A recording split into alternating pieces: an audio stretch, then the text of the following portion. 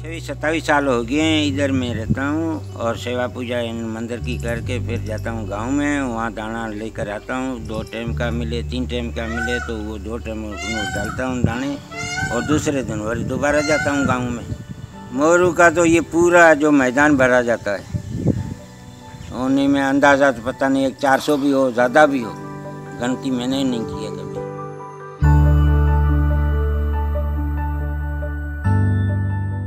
तो इधर इसीलिए कि इधर मोरों को हिफाजत है और इसको खाना पीना भी मिलता है, पानी का भी इधर बंदोबस्त है और इसकी खास तौर पे हिफाजत की जाती है, कोई किसी को पकड़ने नहीं देते हैं।